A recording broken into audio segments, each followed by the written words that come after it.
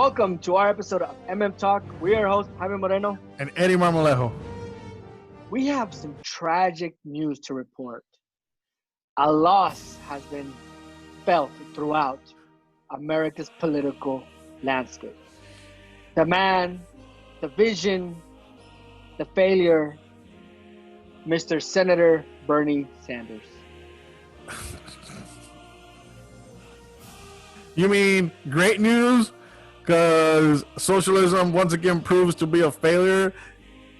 Why? Because nobody's going to get free healthcare, free education, free daycare, $15 an hour, minimum wage. 20. Oh, hey, now he went up to, there you go. No, 15 was the mark, wasn't it? Oh.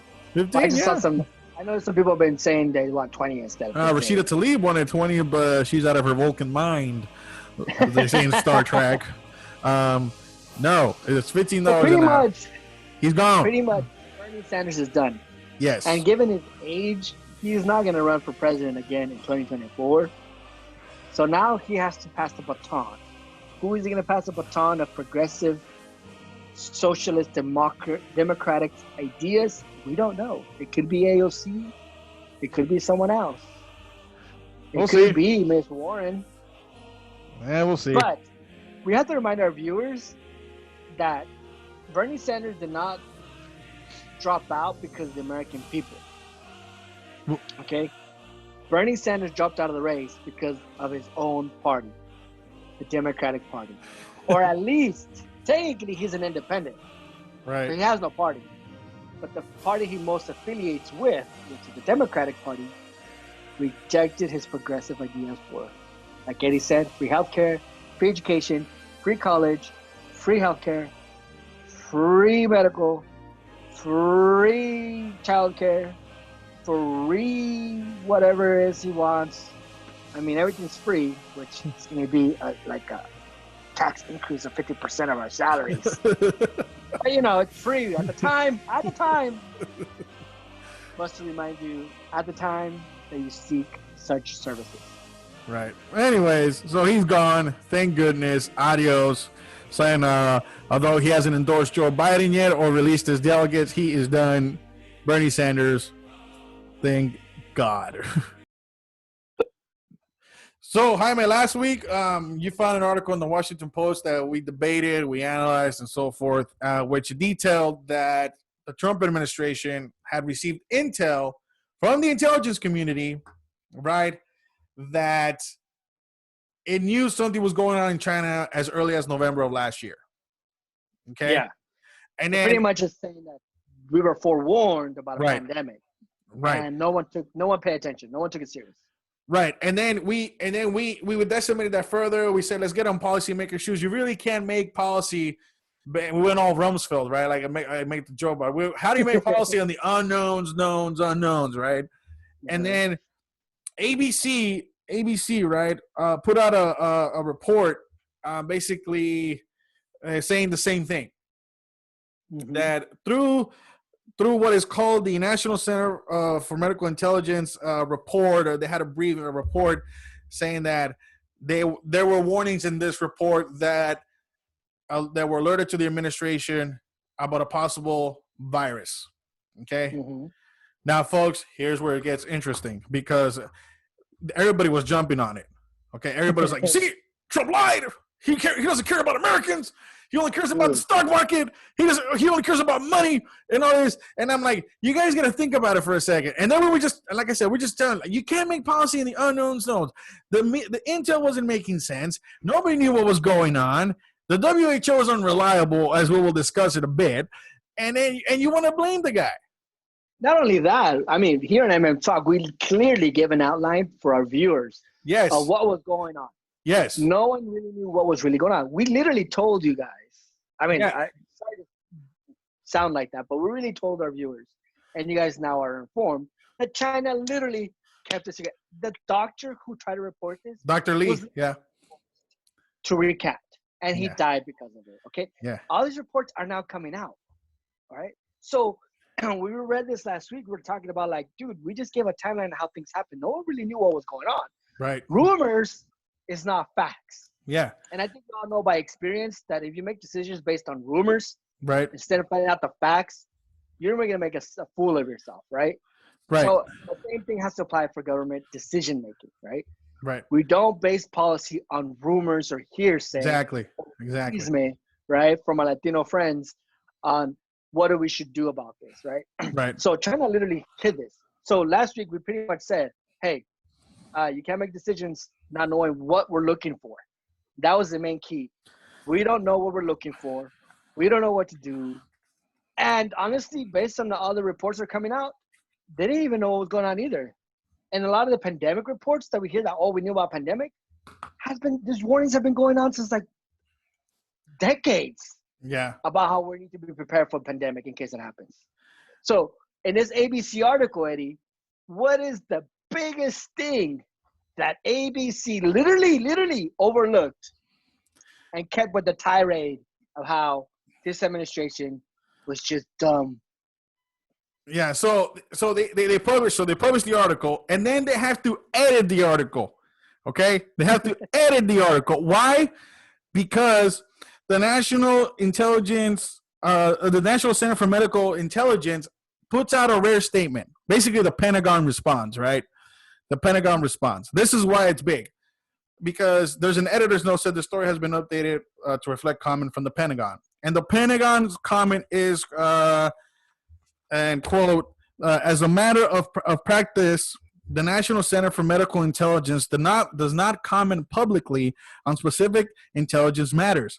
However, in the interest of transparency, during the current public health crisis, we can confirm the media reporting about the non-existence release of National Center for Medical Intelligence coronavirus-related product assessment in November 2019 is not correct. No such NCMI product exists, the statement said. Let me just add more to it. When this report came out, the ABC reporter Stephanopoulos, he was talking to let me see, Defense Secretary Mark Esper, and they asked him, so is it true that you received? Right, you received an NCMI briefing regarding coronavirus. He's like, I never seen it, and he said to quote him carefully, without the editor's note, you would think, oh, that's kind of suspicious, right? But without the editor's note, he only said, I can't recall, George, but we have many people that watch this closely. So before the editor's note, if you tune into it, if you read this article, oh man, they're lying. And then the Pentagon responds, okay? Mm-hmm. And then the Pentagon responds. That's one, okay? Talk's not trusted. You can't trust an editor's note. Let's trust CNN. CNN article updated also April 9th. U.S. intelligence agencies started tracking coronavirus as early as November. Okay? Here we go. A defense official denied such report existing, telling CNN. NCMI and the Defense Intelligence Agency spent considerable time over the last 24 hours examining every possible product that could have been identified as related to the topic and found no such product. So what is the product that we're looking for? So the product that we're looking for is like an intelligence briefing, right? It's a big briefing that basically has been. Now I gotta go back to my national security days here. Okay, so that's what we're here for. Okay, so when there's an intelligence briefing, it has to go through the intelligence cycle. Okay, and the intelligence cycle essentially is it filters all the information from all the agencies. Okay, not only that, you have to analyze, you have to make sure everything's correct, and basically after that, it goes to the DNI. And then from the DNI, it will go to the president's daily briefing, okay? Once all that, it's this information, basically, it forces intelligence agencies to obtain all the information, confirm it, put it on paper, and send it out. That's basically the essence of the intelligence cycle, okay? And it's also like a brief, like a report that's been verified and it's used into one report, right? Right. To be able to. Yeah. So Hold on, give me 1 second here because I have to pull this part up real quick. Because this is important. So the intelligence cycle, and that's what these articles point out, that before it goes to a briefing, that before it hits the president's desk, it will go through the intelligence cycle, right? Which is 5 steps: collection, processing. You don't have to get all that's too technical. Anyways, so before it gets to the president, it has to go through all that. Okay. Mm-hmm.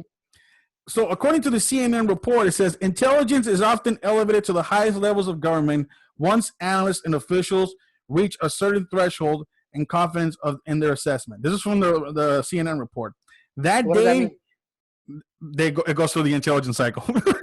that's a long way to say it. It goes through the intelligence cycle before What's it gets. Intelligence cycle?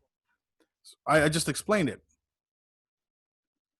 Okay. It's a process of obtaining information, right? You collect it, you process it, you analyze it, you basically send it to your supervisors to give you that feedback, and it goes to planning and collection, right? And then it's sent out.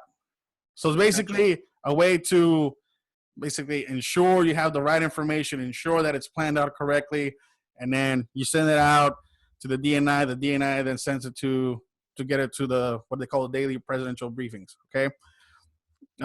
So according to, once again, CNN, intelligence is often elevated to the highest levels of government once analysis and officials reach a certain threshold of confidence and assessment, right? Mm-hmm. So it went through the cycle. They filtered all the information, the noise and all that.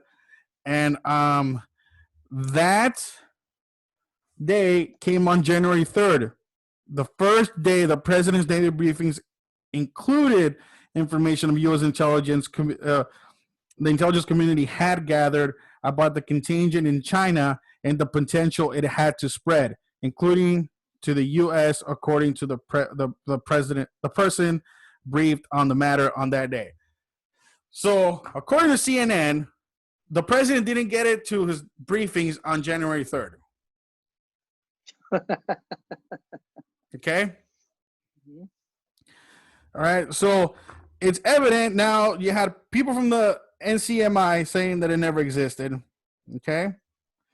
And if that's not more, Vice Chairman of the Joint Chiefs of Staff, John Hayden, also pushed back on reports saying that it came from November, and that he didn't see them until January. So the Vice Chairman of the Joint Chiefs of Staff doesn't see it until January, right? Mm-hmm.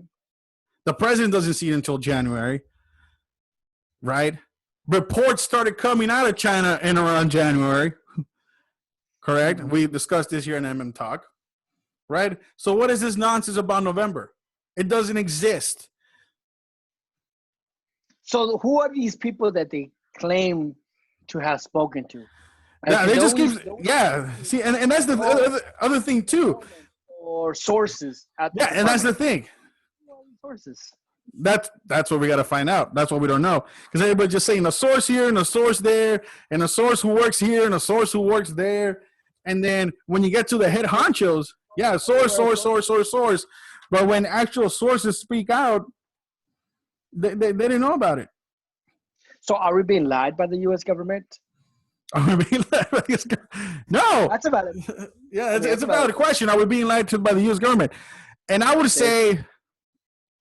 And I would say the government themselves are saying it doesn't exist. So do we believe the sources that the media has, or do we believe the actual department heads who are telling us? Well, this Jaime, is where you and I came into agreement of the whole 9/11 style commission, right, to investigate, right? Mm-hmm. Because you're having prominent members of government, non-Trump, right, that are not Trump, basically saying this report didn't exist. And Trump also came and speak out and says, I didn't know about this until January. We heard rumors. We were hearing some reports, but it's not from my government. It was basically what I heard on the media. Gotcha. You know what I mean? So if you're asking me who would I believe, right now, based on the evidence that keeps mounting up, I would go with the government. And the only reason I'm saying is because these reports have also said that anybody who had clearance could have accessed the NCMI, but nobody names who accessed it. So it's pretty much like this whole.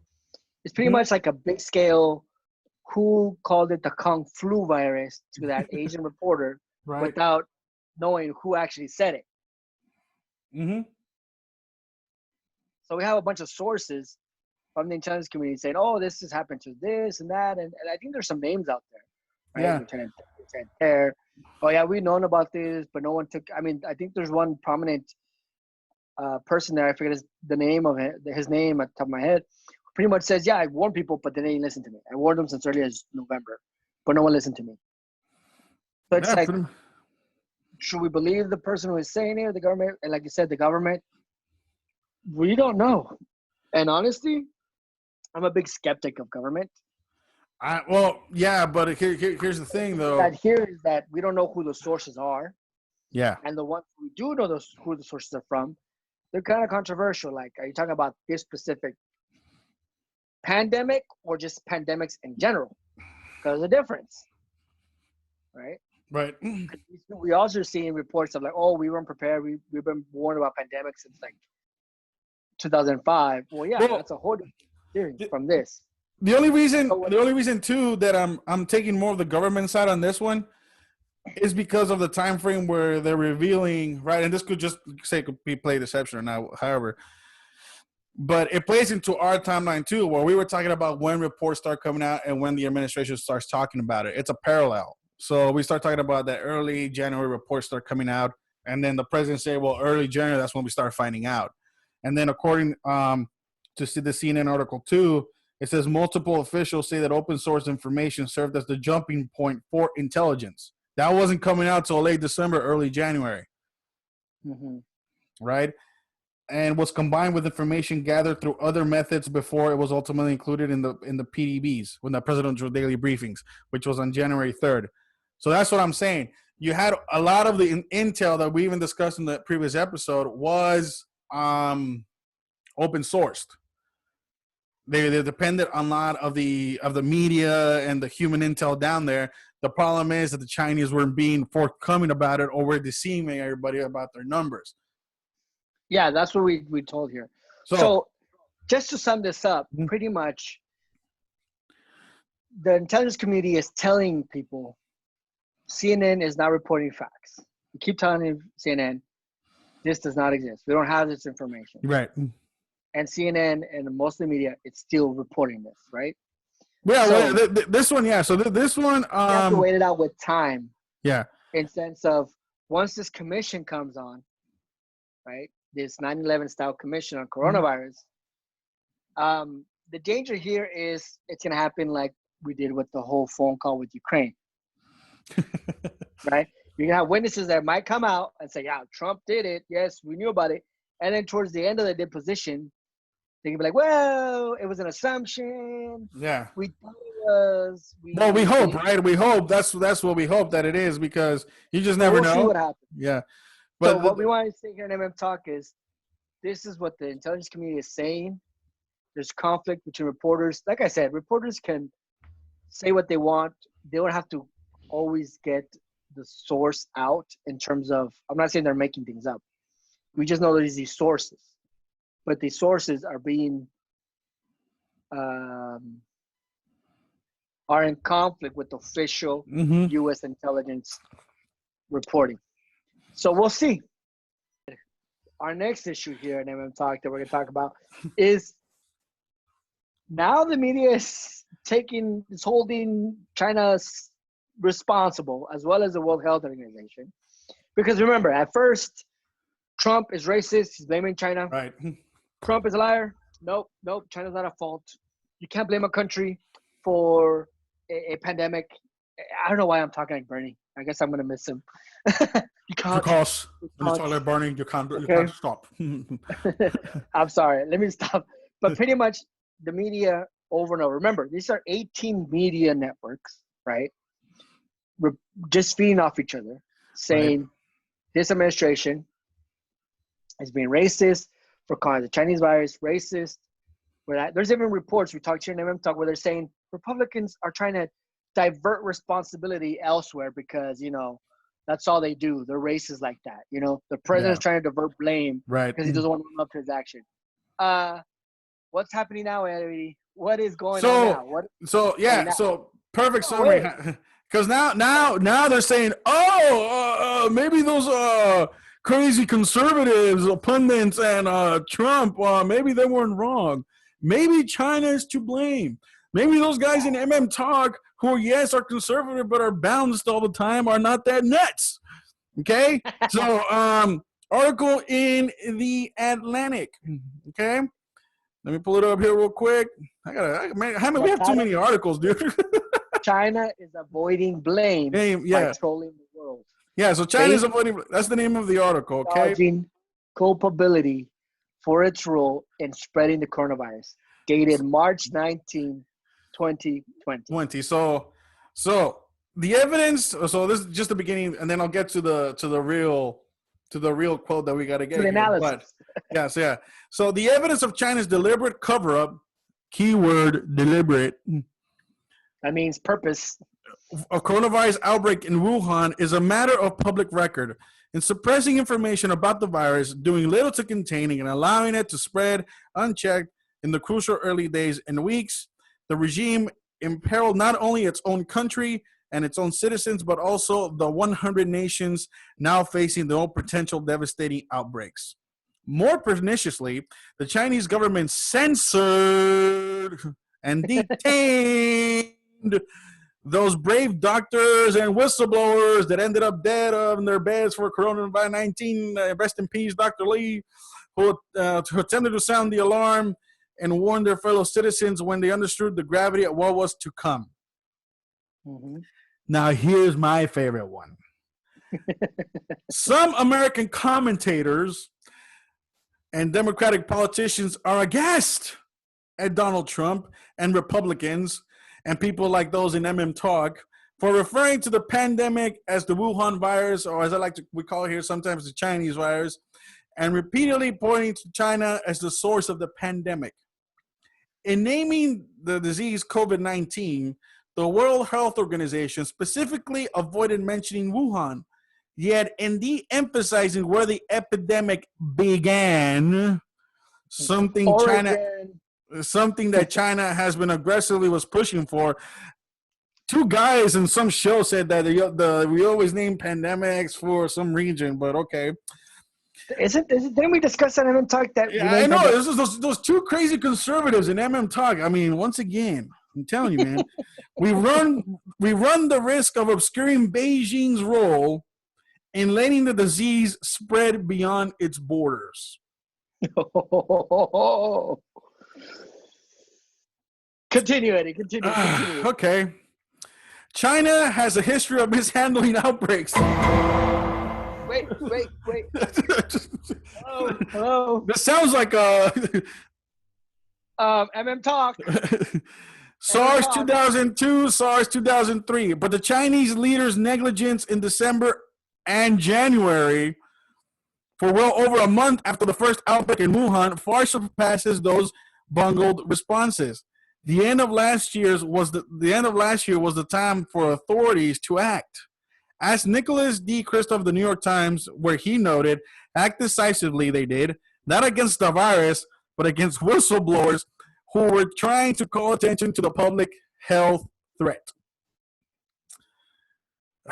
This is what allowed the virus to spread across the globe, because the Chinese Communist Party. Okay. Go ahead. Because who? No, because the Chinese Communist Party was pretending that there was little to be concerned about. Wuhan was a porous purveyor of the virus. The government only instituted. Okay. We'll stop there because this is important. Okay.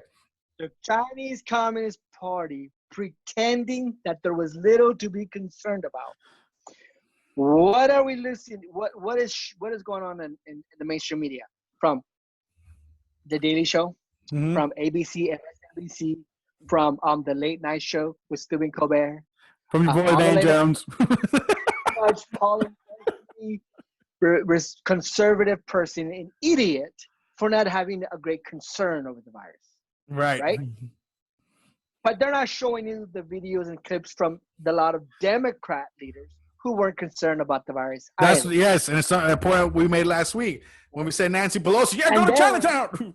Yeah, have Mardi Gras. Have Mardi Gras, no problem. You know? And then we have the Atlantic, which is super liberal, talking about pretending there was little to be concerned about. Because China was telling the world, there's nothing to be concerned about. It's okay, no problem. Right? Everything's under control. Everything's around. Great country. And no one prepared for it. So that's how, I mean, China lied. And hold on. Before you continue, check this one out. Well, before the new coronavirus spread across American cities, the Chinese regime was already rather creatively trolling U.S. publications, expelling American journalists, and weaponizing wokeness over anything it perceived as critical of China's role in mishandling the epidemic. To hear Chinese spokespeople use the language of racism and prejudice is so much surreal, considering this regime has put more than 1 million Muslims and ethnic minorities in re-education camps. My goodness, is this microphone on? So wait a minute, people. Let's talk about it right here. So basically, remember how China was racist? Yeah, so check this out. So President Trump calling China the Chinese virus is overwhelmingly racist, right? Closing the border is overly xenophobic. Yet at the same time, the Chinese put 1 million Muslims and ethnic minorities in re-education camps, and we say what? America's racist. No, well, according to Steve Kerr of the was it the Golden State Warriors? Well, we shouldn't get involved in foreign affairs. I mean, that's the way China is. But President President Trump's racist. But LeBron James followed suit with that one, right? You have all these characters right here, because your mainstream media, trying to call the president racist, but China puts people in re-education camps. How many minorities are in re-education camps here in America? Not yet. Okay. All right. Anyways, Jaime, check that one out, bro. So it's pretty much saying this whole time, calling President Trump racist and Republicans racist, and why are you blaming China? Like I just said earlier, all of a sudden, oh wait, we were wrong for doing that. We were wrong. The writer in Atlantic, and we want to give credit to the Atlantic writer. So his name is, and I'll post the link, but his name is Shadi. I'm pretty sure I'm gonna butcher his name, so I do apologize. Hamid. So he's a contributor writer for the Atlantic and works for and he's a senior fellow at the Brookings Institution.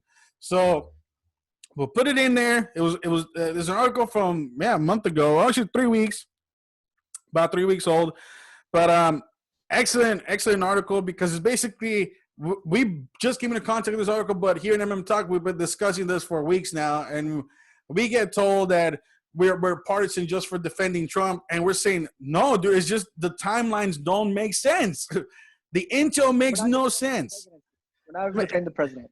Yeah. We're giving you the facts. We're actually looking at this like, okay, this doesn't make sense, like Eddie's saying. We're not defending the presidency. It sounds like we're defending the president, but we're actually trying to get down to the reality of what's going on. We're going to get to the truth, to the analysis. Yeah. And so yet, once again, MM Talk is proven correct by liberal media. that's. I'm here to say it. It's the Atlantic is a liberal publication. It's a liberal publication. So, on to California, and with our own great governor, Gavin Newsom. The man, the hero of the hour. And why do I say that?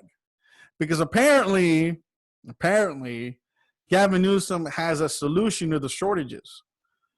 Gavin Newsom has done what the federal government could have not done, and any other state so far has not done in this crisis. And that is not only to have enough PPE and face masks and ventilators and so forth, they could easily soon become an exporter and which they already have some exported some ventilators, right? They exported 500. If you look on Twitter, Governor Newsom had a tweet where he said, we're exporting 500 ventilators, and they're going 100 here, 100 here, and 100 here. So it was on Twitter. So that was pretty interesting. And he even went as far as going to the Rachel Maddow show, right? Rachel Maddow show. Said the following. How are you doing on supplies and protective equipment for health workers? Do you have a date on the calendar where you feel like you will have your hands around the problem in terms of supplying doctors and nurses and other healthcare workers with everything they need?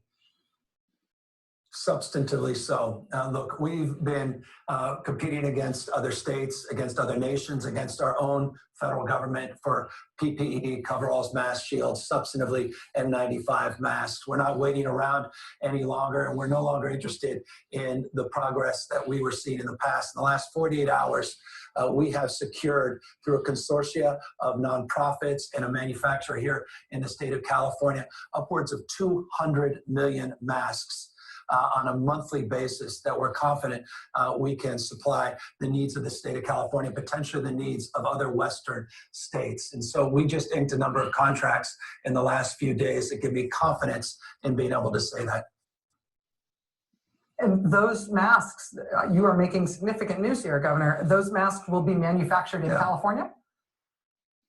No, they'll be manufactured overseas, but we were able to source them through California manufacturer and a consortium of nonprofits. And those are, vast majority of those masks are N95 masks at a price where we're not competing against others. We're not looking at gouging the fraud and the abuse in this space, competing against others. Yada, yada, yada. I am awesome. I was able to get a contract for 200 million masks a month.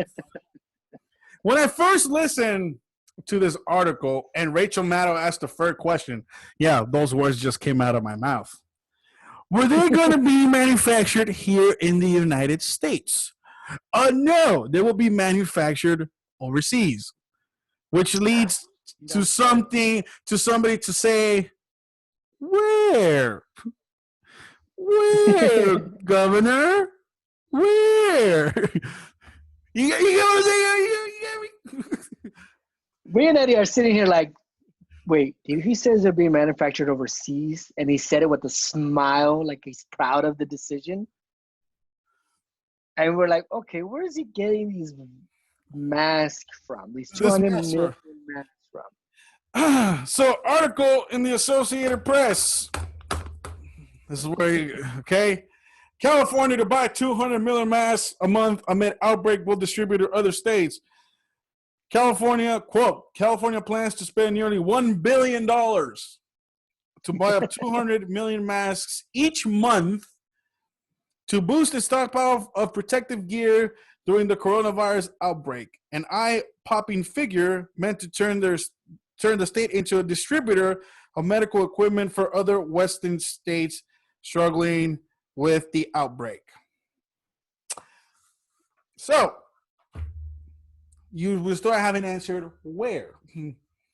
State officials have signed a contract with BYD North America to deliver the masks, chosen in part because it's a subsidiary of a company based in. Anybody want to take a guess? Any takers? China? Ding, ding, ding, ding, ding. So, yes, based in China, where most of the personal protective gear is made. Who the hell is BYD?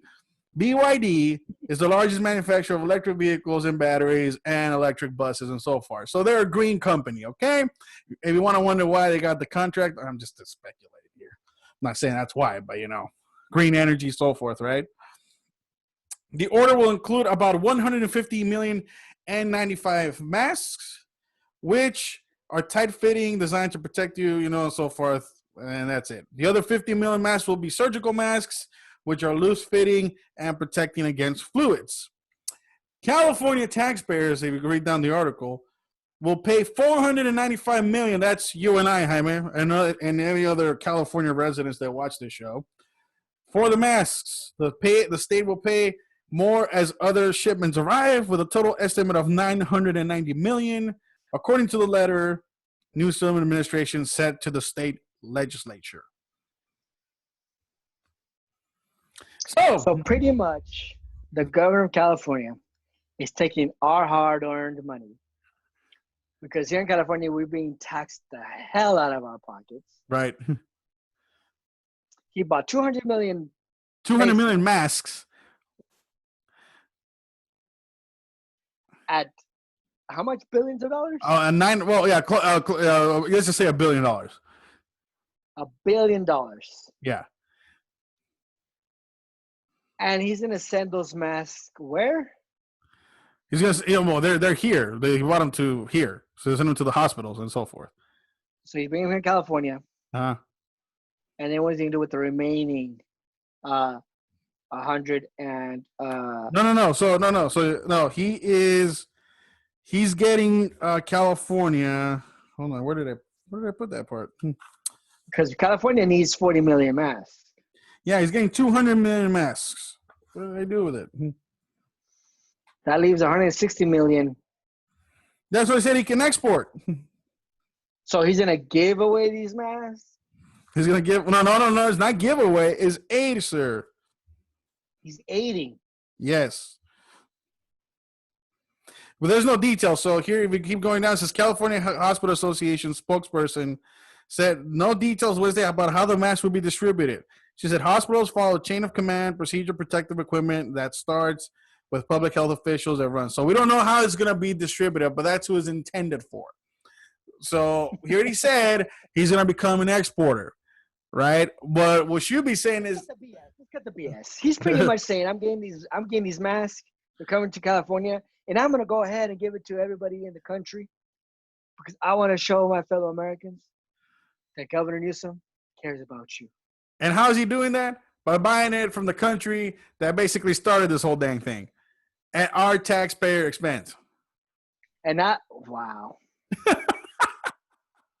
Well, if that doesn't add injury to insults, Epoch Times article, right? So we know that Governor Newsom is saving the country by buying from China. That's essentially right? It doesn't make any sense. Why does he want to give away the mask we bought for our state? Yeah, we got to discuss that first before we move on to the Epoch Times. Okay, all right. So California is a 40 million people state. Yeah, okay. There's two things. Jaime. There's two things where we're gonna lead into. First of all, I want to quote Governor Schwarzenegger article in the California Globe. Why do we even need to buy from China in the first place, right? Why? That's the question? No, that's not the question. What's the question?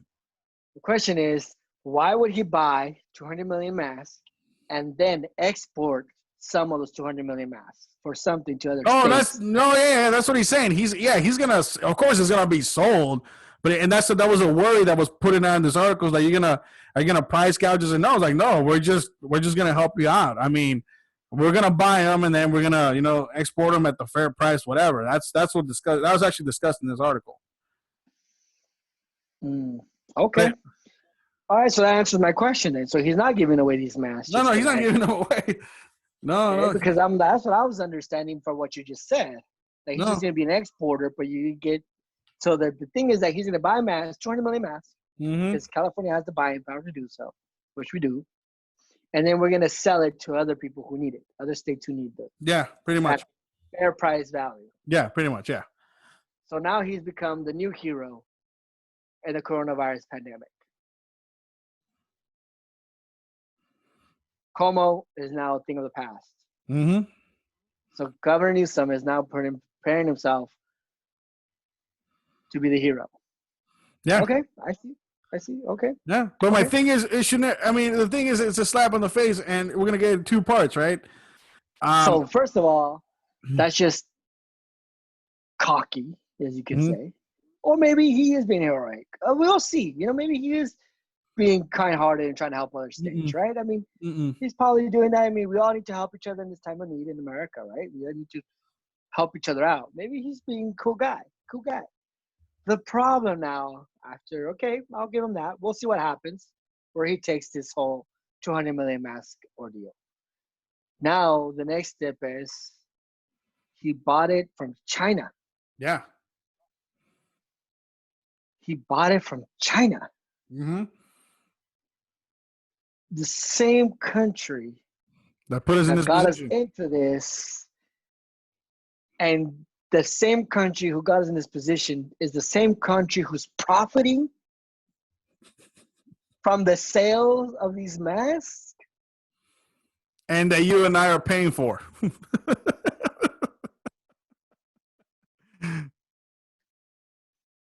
I don't like this. Of course you don't. That's what I'm saying. Look, here's the next two part, right? Because look, article in the California Globe talks about how Schwarzenegger basically had California ready for a pandemic back in 05, right? The title of the article is California Pandemic Preparedness Defunding in 2011, Costing Lives a Decade Later. Here we are. Okay? Wait, who was governor in 2011?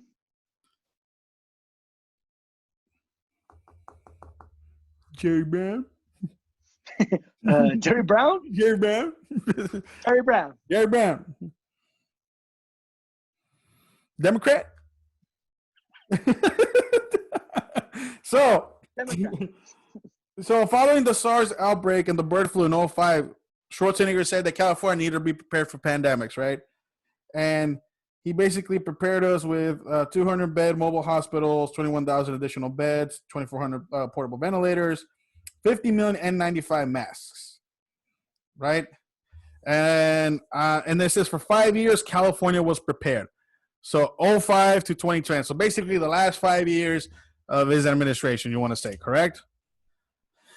And then, however, despite costing the state only $5.8 million out of a budget at the time amounting to $129 billion, the program, $129 billion. That was the state budget, okay? Was soon in danger. The 2011 California budget crisis put California $26 billion into the red. Then Governor Brown, who recently replaced Schwarzenegger, and Sacramento lawmakers decided that the program was not worth keeping, as it was deemed such a large scenario was unlikely. Wow. The longest serving governor of California screwed us over by saying we don't need these preparations. It's not necessary. Let's cut them. Mm-hmm. Where is the media outrage? Where is Rachel Maddow? Where's Rachel Maddow? Where's your boy Van Jones? Where's Chris Don't Call Me Fredo? The Diet Show with Trevor Noah. Stephen Colbert. Yeah, the other show with Trevor Noah. Check this out though. I'm not so here's what happens after that. When you stretched out prevention and readiness future needs, unfortunately, that's what gets cut. State Senator Richard Pan said that in an interview, and he was voted to the Assembly in 2011. No one thought that we could ever see something like this here. Explain Dana, who works at the state capitol. I don't recall too much about it now because there were so many cuts, but I do remember a few senators briefly discussing it outside the old office I worked in. Neither believe we'd see something like this. I thought actually we said we're not seeing a plague anytime soon. Oh, he conveniently doesn't remember. Doesn't remember. Everyone can remember when President Trump dismissed the person, the CDC person in China in July last year. Right. But they seem not to remember how Governor Brown pretty much defunded us of this pandemic resources. So here we have the great hero Gavin Newsom buying from China, and basically we're gonna disregard that his predecessor basically cut the program that could have left California prepared for something like this. At a state budget of what again? $5.8 million. So it costs $5.8 million to be prepared for a pandemic. And now it's just costing us $1 billion. Now it's costing, and we have to pay $494 million to buy masks from China. Right now, when everyone's buying masks.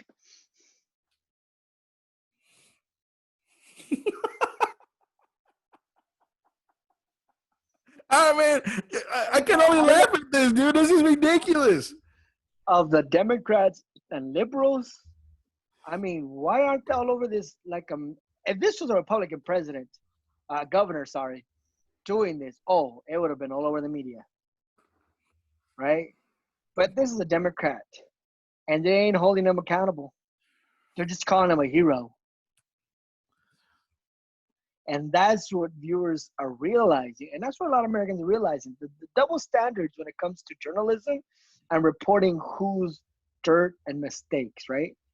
The media doesn't tell you any conservative's an idiot. But when it comes to their own liberal people, they're not going to point it out. And yep. Jerry Brown is the most liberal of liberal Democrats. Newsom is worse. Okay? Now he's trying to be a hero because he bought 200 million masks. I mean, that's just dumb. Yeah, and here's where I'm gonna really piss off our viewers. Article in the Epoch Times, which you told me to hold off on. As pandemic crisis grows, China ships shoddy medical supplies to virus-hit countries. Quote: defective medical gear from China is drawing growing backlash overseas, with Finland, Britain, and Ireland, okay? Eagerly to portray itself as a humanitarian amid the global pandemic, the Chinese regime has sent medical supplies to various hit countries around the world, from Spain to Peru. Since March 1st, it has sent around 4 billion masks and so many other items. Yet mounting instances of defective masks and test kits have called into question whether Beijing attempts to mask diplomacy can succeed. Finland received 2 million surgical masks from China on April 7th and described them to be disappointing quality and unsuitable for hospital staff. Okay? Let's keep going. Let me see who else. Toronto, so Canada, is recalling more than 62,000 faulty Chinese surgical masks worth $200,000 that have been distributed to. Go ahead. Sorry. Go ahead. That have been distributed to long-term care facilities, according to an April 7 release. Ireland received the first batch of personal protective equipment from China, 20%, and 20% of it was defective, according to local media. The faulty items carry a value of $4.37 million. Oh, gosh. John Newman, the British testing chief, said antibody tests sourced from China were ineffective, as they could only identify immunity accurately in those who were severely ill with very large viral loads. The Netherlands, on March 28th, recalled around 600,000 masks from China, while the Spanish Health Commission also withdrew 58,000 Chinese-made testing kits upon discovering that the accuracy rate was only 30%. And Governor Hero Newsom just made a deal of $1 billion to buy 200 million. Why do we elect these people in the first place? Why do we elect these people in the first place? I can't. It's pretty much saying, like, if you ever shopped online, right, and you bought something, and it turned out that it was made in China. Jaime, you notice that you don't get what appears on the picture. Jaime, are you kidding me though? This guy wants almost $500 million in taxpayer money. Get that. From a Chinese company, and you're getting reports that all these Chinese products are defective. Yeah, we're getting news. Like, that's what I'm saying. When people bought stuff on Amazon, right, from some company or some dress or whatever, right, and it takes like a month to get your stuff from China, right, and it's not what you expected. And there's memes all over the place about that, right? There's memes on social media about like your expectation from like the online store and then the reality. Hello, Governor Newsom. Your expectation of these face masks, according to what Eddie just read, it ain't gonna be what it looked on the picture when you bought them. The Wish product. Good luck trying to get a refund from China. Oh my God, man. dude. Anyway, when I was reading about it, I was like, there's something wrong with this picture. And then I looked at the interview, then I looked at the article, and then the Epoch Times article. Like, dude, come on, man. Everyone knows not to buy stuff from when it comes from China, because you're not gonna get what you paid for. You're not gonna get what you saw in the pictures online. You're not gonna get that. We all learned that, by experience. A lot of people learn that by experience. Oh, and man. then the governor proudly says, "Oh yeah, we're getting this from China. We're heroes now." I wouldn't be surprised if these masks don't even stay on, or the elastic falls off, or it doesn't even do like literally what these countries are saying. It's not doing the job. It's not doing the job they were meant for. They had a recall in Ireland and Spain. Come on, Eddie. What's going on, Governor? What's going on? You're supposed to be a I can't wait, man. I can't wait. I can't wait for this first batch to come in, dude. And then other countries are complaining about the quality of these PPEs. Governor Newsom, do your research, right? Wait, these countries are buying from the China and they're like defective. At least half of it is defective. Man, take it easy and first buy little by little and see how these come out instead of buying $4 billion worth of PPE from China, right? Where you think you bought a blue dress and when it arrives, it's actually an orange dress. Right. But it also provides us insight to what this last topic is going to be. Why are we even buying from China in the first place? Why are we even buying from China? And here in our discussion, we came to find out is that we just don't have the manufacturing power due to the fact that a lot of it was outsourced to China. So thank you. So here's the thing, right? So really quick, you found an article in NPR who looked at American what? Prestige Ameritech. Prestige Ameritech, right? Where the one of the only two. Mm-hmm. One of the only two manufacturers of masks, N95 masks here in the United States. So 3M, and then you have Prestige Ameritech, right? Prestige Ameritech, okay. And basically the big ones. Yeah. So. Sorry. And their conclusion is like, look, we've been telling administrations for what? I think one said 15 years now? Yeah, so pretty much they interviewed the CEO of Prestige Ameritech, NPR. And he's telling that before this whole thing with China, 90% of the face masks were manufactured in the United States. After they started to just outsourcing everything, with NATO and free trade and stuff like that, 95% of the masks manufactured are overseas. Mm-hmm. So that brings a problem here. So it ties into the whole the federal government is not getting enough masks. They're not having enough buying power. They're being dumb. They don't care about Americans. No, the federal government is actually depending on Prestige Ameritech and 3M to produce these masks. American companies. Not going to China.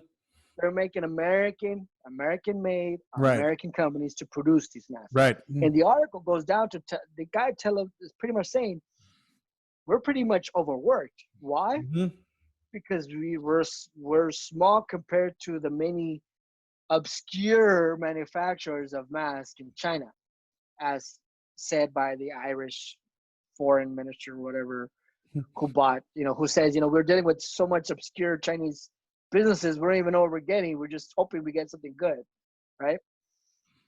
And then they're saying that, you know what? Before, American hospitals used to buy a flow of masks. They used to have orders already. Okay, we're going to get this much. And they're consistently buying masks to be prepared. And then all of a sudden they stopped. And they went overseas just to save themselves a couple of pennies. And we understand, you make adjustments for costs and all that stuff. We understand that. But the problem here is that the blame on this administration saying that, they're not buying enough masks is because they're not going overseas to buy masks. They're buying American-made masks. And that's going to take some time. And that's going to take some time to get out there because these companies have to overwork their people hire new employees for a temporary season to get these masks out and going. Exactly. Right? Yeah. So NPR clearly says that the owner of Prestige Ameritech is correct. We did move all our medical supply outsourcing to China or overseas. I don't mean to laugh, Okay? dude. Yeah, man, So, and it brings it back. The stimulus package. I remember when we read the stimulus package. And we'll discuss this in a later. We'll discuss this soon. Democrats and the news articles. You probably heard it. We're talking about how the Trump family might benefit from the stimulus package.